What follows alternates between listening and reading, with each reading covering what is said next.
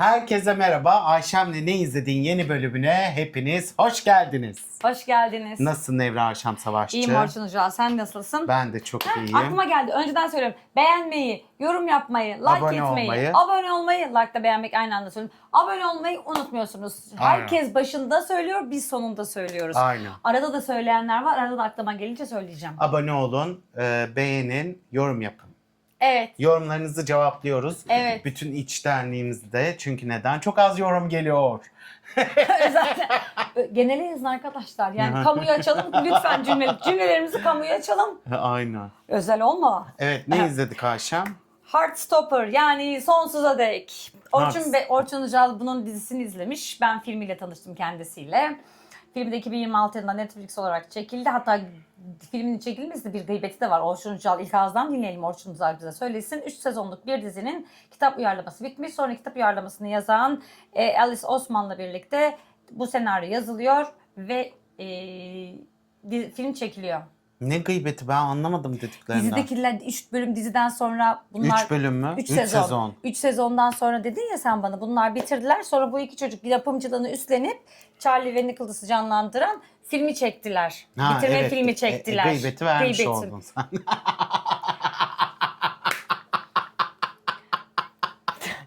Evet, dizi aslında film uyarlaması olduğu için İngiltere'de geçen gençlik bir lise döneminde geçen bir diziydi.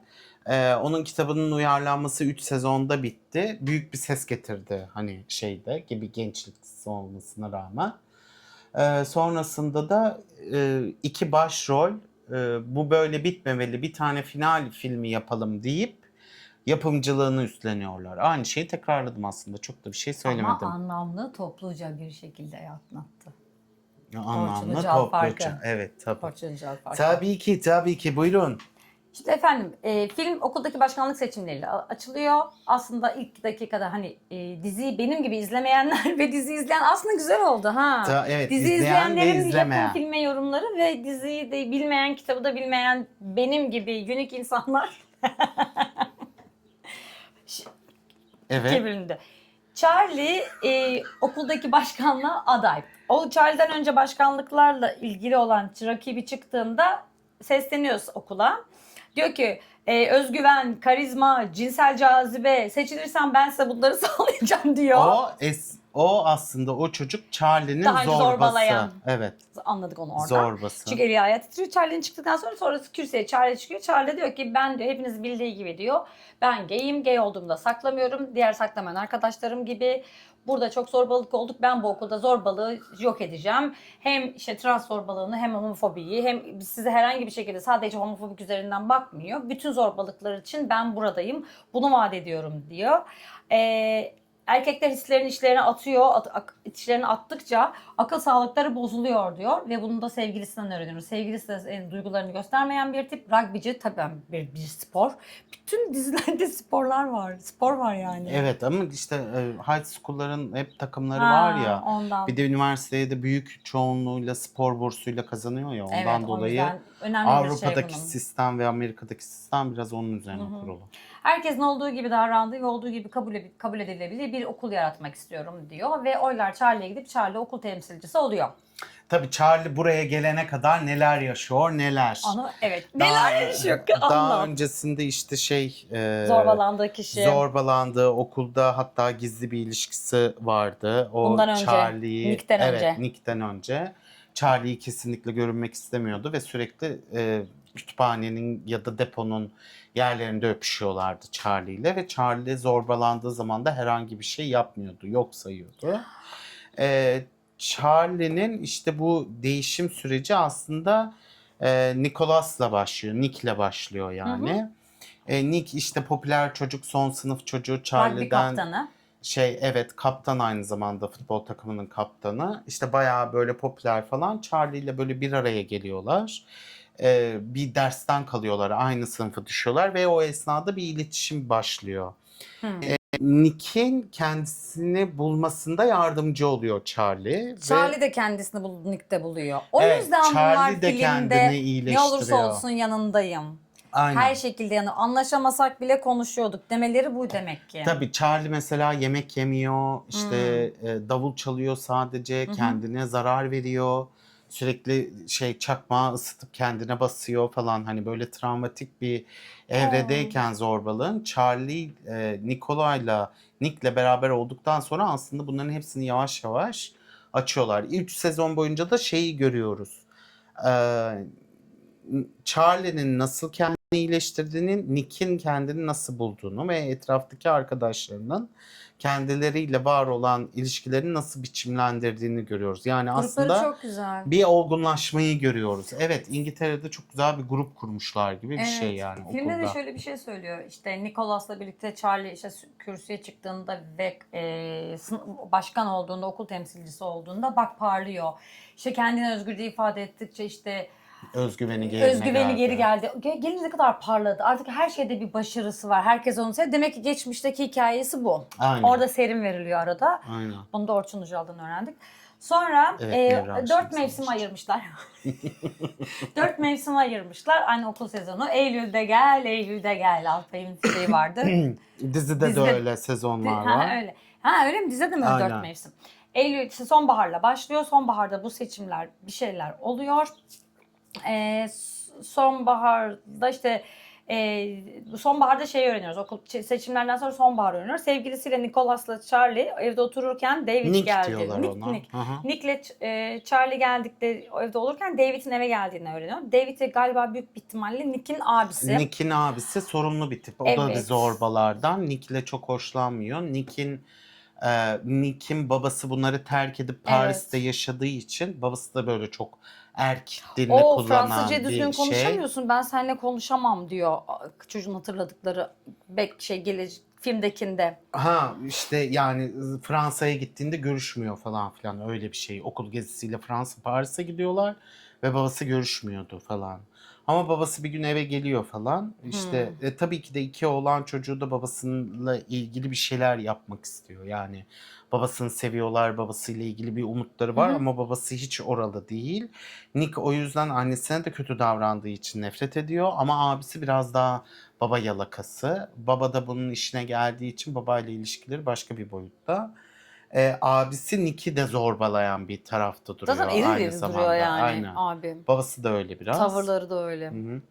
Anne biraz daha onun yanında duygularıyla eşlik eden bir yerde. O yüzden abisi geldikten sonra abisi ılımlaşıyor aslında dizide. Ha. Yani ilk gördüğümüzle son gördüğümüz arasında bir fark var.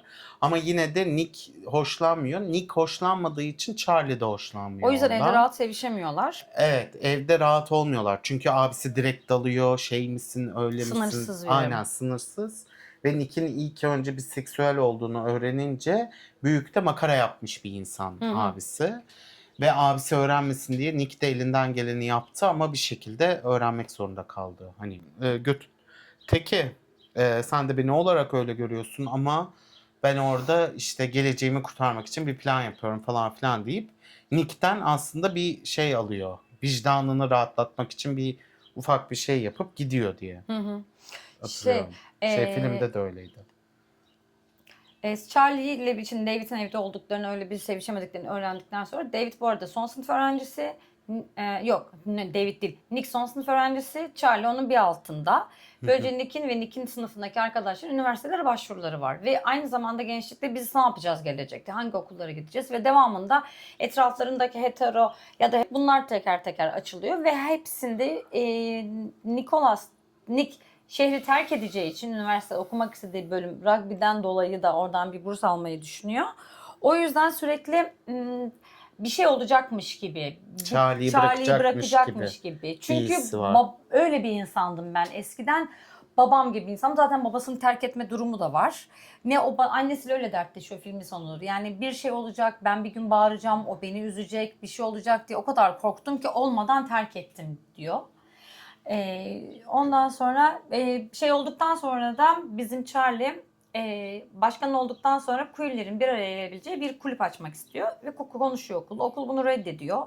Ama okulda buna ilk geldiği yıllar destek olan bir hocası var. Hocası Evet. da buna sonradan destek Resim olacak. hocası. Resim hocası. Resim hocası hep zaten Charlie'nin yanında. Çünkü Charlie ilk başta kimsenin yanında yemek yiyemezken, çok zorbalanırken resim hocası da bir queer hoca ve bayrak taşıyan bir hoca ve hocanın yanına gidiyor. Charlie'ye sürekli kol kanat geriyor. İşte burada takılabilir. Normalde yasak çünkü okulun herhangi bir sınıfında bir şey yemek. Ama sürekli hani burada takıl, burada ol, yanımda ol gibi. Charlie'nin sığınma alanı aslında orası. Özel bölgesi gibi bir yer. Sonra kışa geliyoruz. Kışta da olunca tabii ki yeni yıl, yeni yıl, yeni yıl. Yılbaşı kutlama, ağaç süslemeleri, yılbaşı partileri Merry var. Christmas. Bu arada Nick'in o kadar kabusları ne olacak, ne bitecek? Charlie ile ben oraya gittiğimde ayrılacağız. Kendi güveni o kadar kırık ki yani Charlie elden gidecekmiş gibi, kaçacakmış gibi o kadar çok rüyasında görüyor. Rüyasında Charlie'nin öldüğünü görüyor ve öyle bir uyanıyor ki o uzun bir süre veriyorlar Aslında ona. yani Nick'in kendini bulma sebebi Charlie olduğu için Charlie'ye çok bağımlı bir yerden yaklaşıyor. Ve Charlie ile kurduğu bağın bitmesini istemiyor. Çünkü kendisini kendi gibi hissettiği tek alan yer. Ha. Yani orası. Charlie'nin yanı. Ama bir de Nick'in şöyle bir problemi var. Hiçbir şey yapmıyor.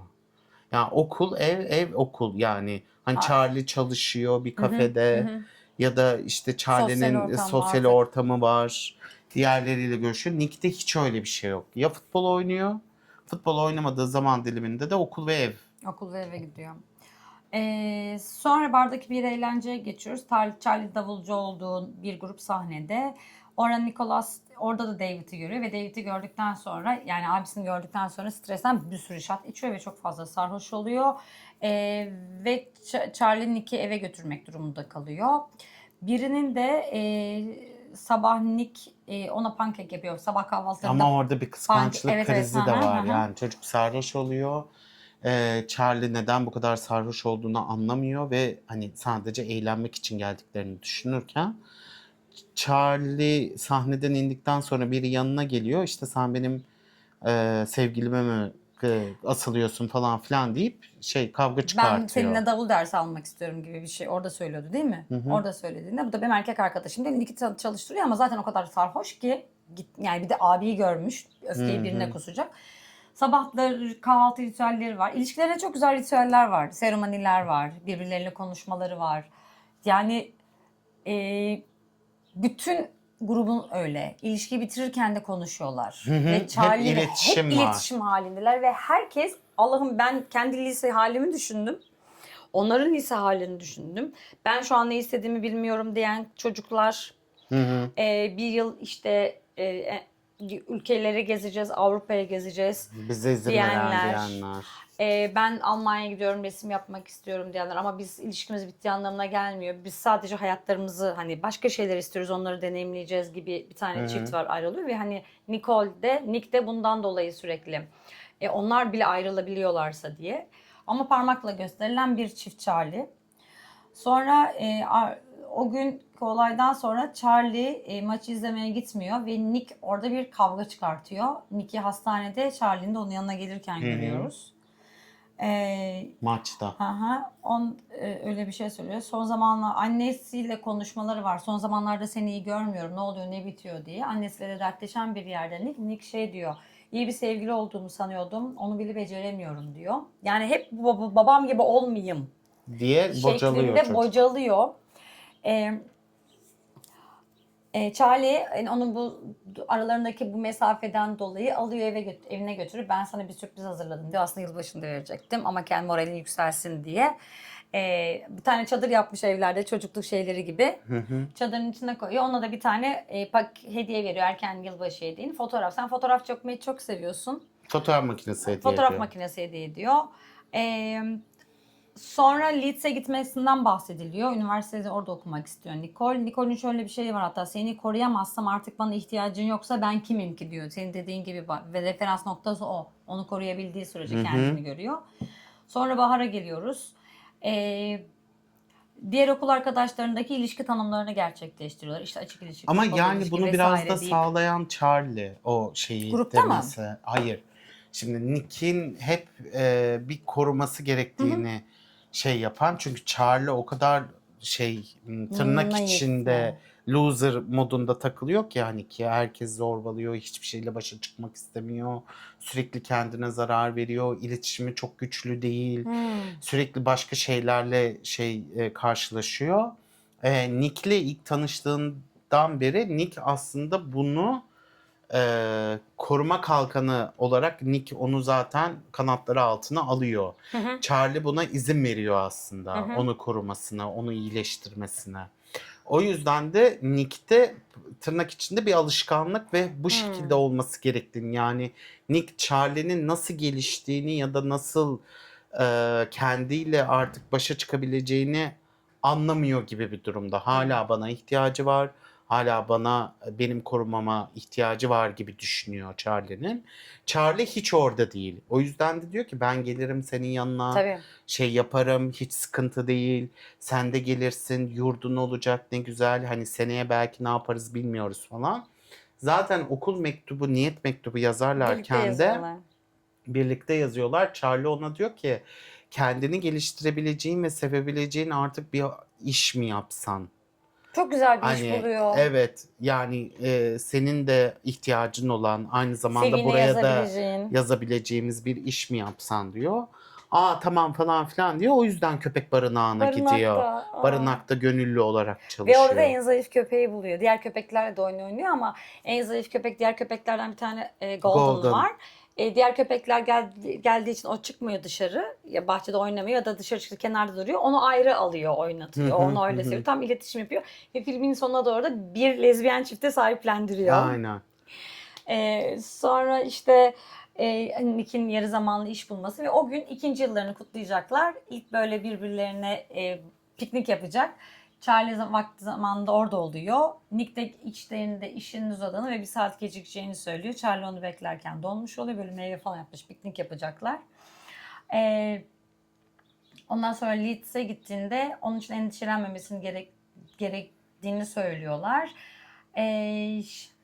Charlie arkadaşlarıyla Nick'in durumunu tartışırken Charlie'nin şöyle bir Nick üzerinden tespiti var. Diyor ki henüz düşmediği bir hataya şimdiden engel olmaya çalışıyormuş gibi. Çünkü sürekli birbirine neyin var, senin neyin var, neyin var, senin neyin var Evet, diye bir gerginlik bir gerginlik var. Ortada görülmeyen bir olay var ama aslında hiçbir şey yok. Yani Aynen. sadece o cümle korktukları için o son cümleyi konuşamıyorlar. Yani Koparsa diye. işte ayrı uzun ilişki mantığını tam olarak oturtamıyorlar çünkü çok küçükler aynı zamanda da ve sadece birbirlerini görmüşler gibi bir durum söz konusu. Nick'in aynı zamanda barınakta da işte barınağı alan sorumlu da Nick'e sürekli hep bir kız arkadaşından bahsediyorsun. Hep sevgilim sevgilim diyorsun. Kim bu kız falan filan diyor. İlk önce söylemek istemiyor, boş veriyor. Ondan sonra da açıklıyor hani o bir kız değil Erkek. falan filan diye. Ama adamın hani ilk etapta bu şekilde düşünmesi sen söyle, yorumlarda hep demiş hani straightlerin bir şekilde sürekli oraya itmeleri. Hetero düzen Aynen. etmeleri. Zaten çocuk da öyle bir şey diyor. Ha ben hani özür dilerim ben gayleri anlayamamışım. Kusura bakma diye adam. Sonra dönüp de Nick'in şöyle bir açıklaması var. Ben biseksüelim. Ha. Yani tam da Aynen. öyle değilim bak. Ben de kadınlarla da birlikte olabilirim gibi. Bir gayri adam ona biseksüel olup olmadığını sormadı. Yani şu anki ilişkide eşcinsellik ilişkisi yaşıyor. Ya evet ama Nick'in zaten ilk başta Kadınlar. açılması ve yapılmasını kendini kabullenmesi de o yönden ilerliyor. Bunu da işte çeşitlendirmek için söylüyor. Yani bilsin diye söylüyor. Çeşitlendirmek derken bilmesi için söylüyor gibi bir durum. Ha. Bir yılbaşı gecesi kutluyorlar arkadaşların evinde ve Charlie popüler olduğundan dolayı oluyor. Arkadaş, merhaba Charlie sen mi geldin diyor. Nick yalnız kalıyor. Arkadaşlarının yanında böyle bir Jaws filmini izledikleri bir oda var, mavi bir şey. Ve sürekli iki kıza yan yana. İşte zaten gençlik aşkı dediğin zaten biter. Hani uzun sürmeyecekti. İşte zaten ne kadar gidilebilir ki üniversitede, ayrı üniversitelerde ne kadar. Bunu söyledikçe Nick iyice strese giriyor ve orayı terk ediyor. Geriliyor içten içiyor. Çünkü yönetemeyeceği bir durum. Alışık olmadığı bir şey ve Nick bunu nasıl yöneteceğini bilmiyor. Yani duygularını açamıyor ki aslında konuşsa ulan her şeyi konuşuyorsun zaten. Evet. Konuşsan sen de bu durumu, ben böyle hissediyorum, neden böyle hissettiğimi bilmiyorum ama içimde böyle bir his var dese aslında mevzu başka bir evreye girecek. Evet ama bu onun için çok zor. Yani tepki verememesi. Normalde heteronormatif bir yerden tepki veren biri aslında baktığında koruyucu ettiği adamı dövüyor yani orada Evet. rugby'de sinirlendiğinde. Babasına benzememek için o kadar iç çatışma var ki. Hani okey ben diziyi izlememe rağmen bir baba anne de çünkü babayı anlatıyor. Ben o adamdan kurtulduktan sonra Let the Sunshine çok güzel gözüküyorsun diye doğum gününü kutlanıyor kadının. Oradan öyle yapıyor ve gerçekten sakince konuşuyorlar ve sonra ne oluyor ne bitiyor bir şey mi diyecektin ne diyecektin gibi konuşmalar yapılırken ayrılmayı mı düşünüyorsun yani sen benden diyor. Charlie Nick de diyor ki sen benden düşünüyorsun derken bir anda Nick onu terk ediyor. Nick Charlie odasından çıkmıyor. Yemeden içmeden kesiliyor. Nick de ayrı şekilde odasına sadece işe gidip geliyor. Çok tatlı ya arkadaşları. Bu arada yaza geliyoruz.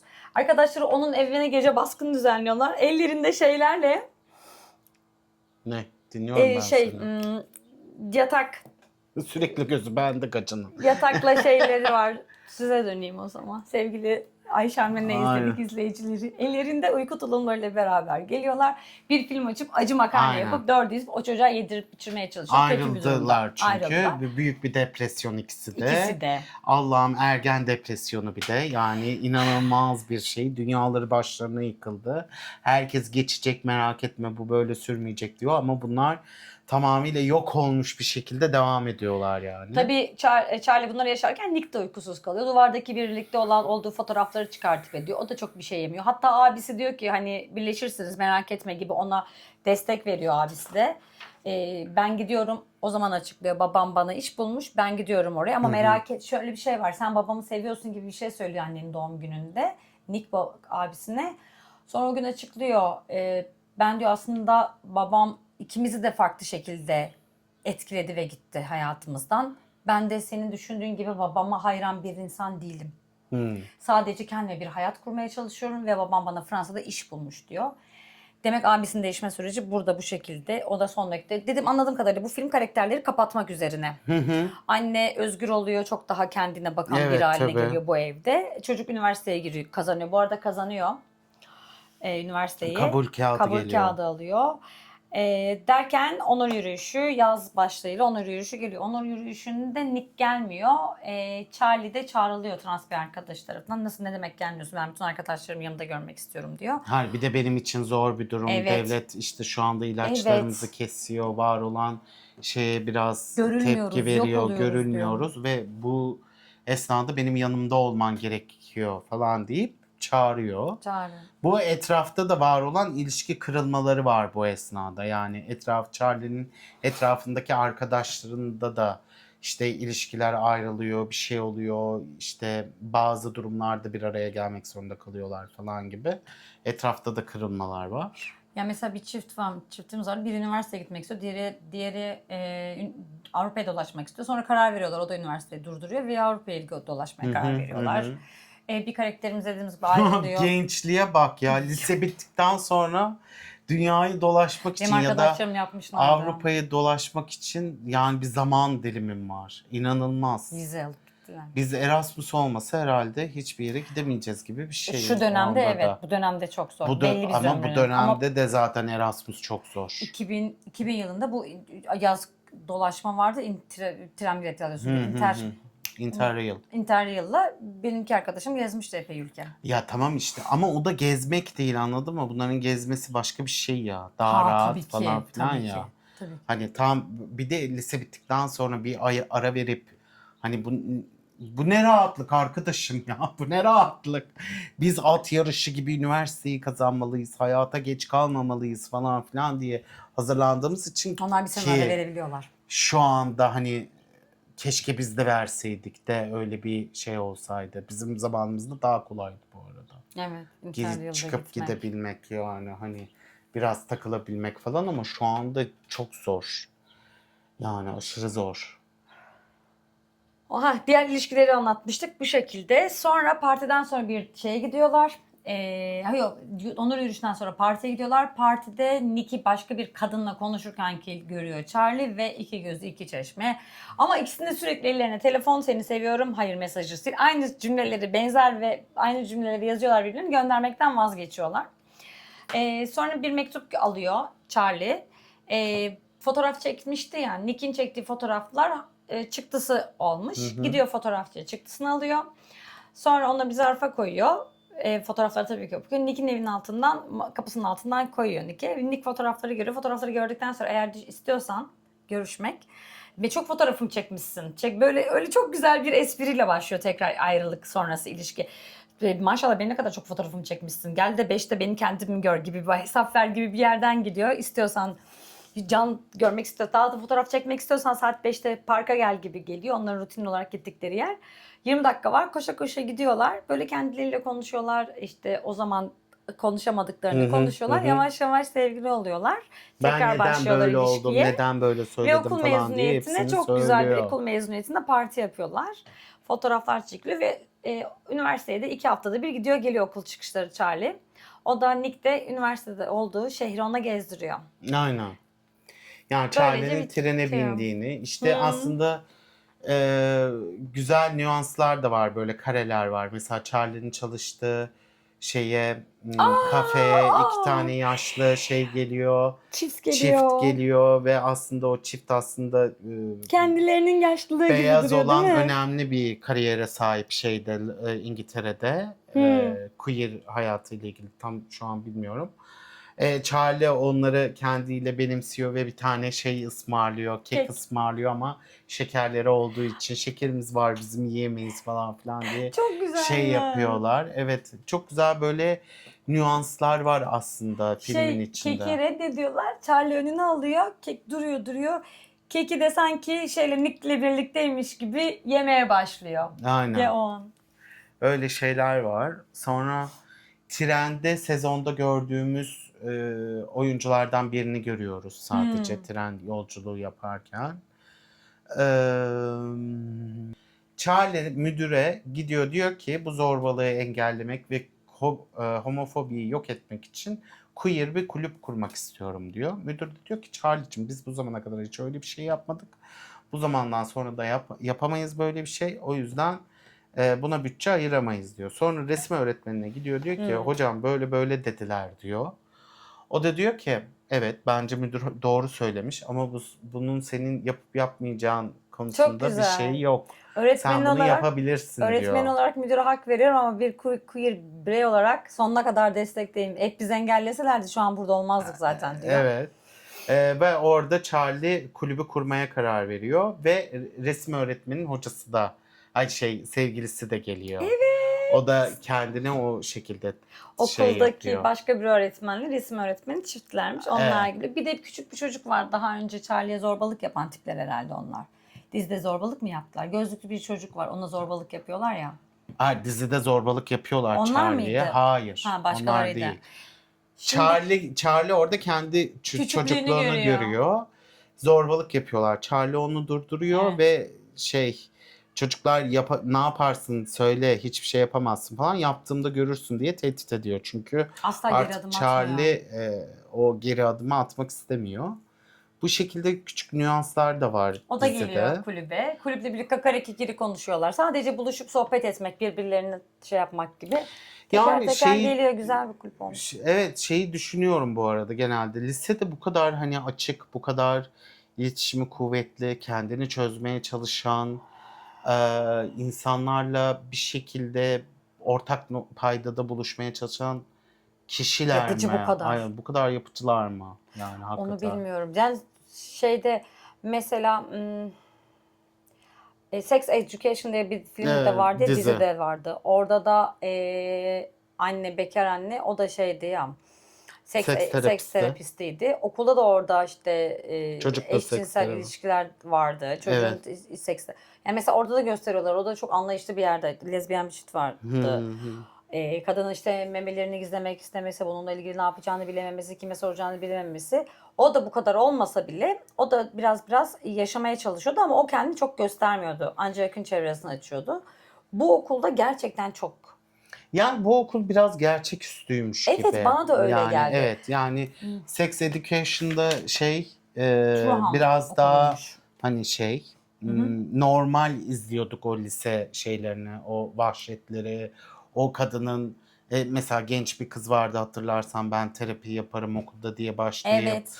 o kırılma anlarını falan yapıyordu. Zaten iki dizi de aynı dönemde başladı gibi. Birinci iki sezonuna başlarken diğeri birinci sezonuna başladı gibi bir şey oldu. Burada yani bir dream varmış gibi, yani bir bir rüya, hani o lisedekilerin o hareketleri, o var olan kabullenişler, hani büyük bir Diğerlerinin rüyaymış aileleri gibi. mesela yoktu. Sadece iki çiftin Dizide var. aile. Dizide var. Dizide var. Ufak ufak gösteriyor. Yani o işte Avrupa'yı gezen çiftteki siyahi olanın ailesinin kabullenmemesi, işte sarışın olanın bayağı zorlanması, annesinin onu evden kovması falan, bunlar işleniyor. Ha. Aslında o şeylerde var. Süreçlerde var yani dizi bölümünde. Ama evet, filmi kapatmak üzerine yapmışlar, Evet. hikayeyi tam anlamıyla kapatalım diye. Çünkü dizide açık kalan kapılar vardı sanki, devam edecekmiş gibi. Ve çatışmayı Onu da bunlardan kapatmışlar kovmuşlar. ama hakikaten böyle bir lisede olursa ne güzel olur da, çok dream yani, hani Lise anlatamam çok aslında yani. değil. Bilmiyorum, diğer sınıfların kalitesi, atölyeler. Yani her yer rengarenk. Evet, zaten ekstra böyle sanatı da o Evet. şekilde işlemişler genelde. Ve o da çizgi roman olduğu için çizgi romandan hani o şekilde almışlar gibi bir şey. O yüzden yaparken çizgiler vardı. Evet, Film film biraz boyunca öyle. arada çizgiler var. Geri dönüşlerinde böyle hep karikatürler var. Ben de bunun sebebi ne deyip doğru sana soracaktım. Evet, İyi dizi de oldu. öyle başlıyor. Dizide mi öyle başlıyor? Efendim, Güzeldi ama gerçekten yani gerçekten hayal satıyorsunuz gerçekten hayal çocuklar. satıyorsunuz ya. Ben arkadaşlar yemin ediyorum ya. Gerçekten bu çocuklar bu parayı nereden buluyorlar? Hangi parayı be? Dünyayı geziyorlar. Gidiyor bir tanesi Almanya'da resim okuyor. Çünkü Gidiyor bilmem nerede İngilizler oluyor. ya Ayşem. Yani, zengin insanlar mı bunlar? Zengin olmasına gerek yok işte. Takımlı Bizim kıyafet giyiyorlar. gibi değil ya onların mevzuları. Hiç hoş değil, evet. Biz de ondan bahsetmiştik. O yaşındalar, 18 yaşındalar. Akılları 5 karış havada değil. Ben şu yaşımdayım, aklım 5 karış havada. Yani evet. Onların geleceğe karşı ne hissediyor olmalı o kadar çok ayakları yere hiç hoş değil. basıyor. Çok Hiç hoş ayakları yere basıyor. Ben hangi ara yani. büyüdünüz ya? Ya bir de bütün queer hayatını anlamak, Evet. diğerlerini anlamak, süreçlerini anlamak falan. Ya daha kendini anlayamamışken onların hepsini de Birlikte anlamaya iyileşiyorlar çalışmak belki. falan. Belki birlikte Yani biraz yaşıyorlar, güzel. hakikaten dream. Yani o trans kadın vardı ya, gözlüklü ressam olmaya gitti. Onun konuşmaları, kurduğu cümleler, herkesi anlaması, dinginliği, terapist gibiydi ya kadın. Aynen. Ötekisine gidiyorsun, işte interrail yaptıkları çift, birbirleriyle konuşmaları, işte üniversite benim hayatım, ilişkimiz bitiyor olmayabilir, bitebilir ama biz hep birlikteyiz. Ya abi, mantıkla, rasyonel. Öteki tarafta Charlie ve şeyin ilişkisi var, Nick'in ilişkisi var. Çok mutlular, parmakla gösterilen bir çift. Gerçekten Aynen. parmakla gösteriliyor. Aynen Abi, öyle bir durum. yani gerçekten İnanılmaz. çizgi romanda olur anca bunlar. Evet, çok dream yani, hani ama ya izlerken iyi hissediyorsun tabii. Seni iyi hissettiriyor. Çatışmaları Ne güzel bir eksik kalıyor. iletişim, çok böyle Dizi izlemediğim için bazı çatışmalar filmde havada kalıyor ama dediğimiz gibi kapatmak üzerine yapıldığı Evet, kapatmak için üzerine yapılmış mutlu ve son. helal olsun, iki başrol oyuncusu da taşın altına elini sokup diyor ki biz buna bir de kapatma filmi yapalım diyor. Kapatma filmi üzerine yapımcı oluyorlar ve filmin her öğesinde var oluyorlar. Onlar istedi diye Netflix'te okey deyip ve satın alıyor filmi. Benim söyleyeceklerim bu kadar. Senin söylemek istediğin bir şey var mı? Aşk kazandı yine ya. Aynen. Love is love diyoruz. Love is love. Arkadaşlar, bizi izlediğiniz için teşekkür ederiz. Haftaya görüşmek üzere diyoruz. Hoşçakalın. Bizi izlediğiniz için teşekkür ederiz. Yorum yapın, beğenin, abone olun.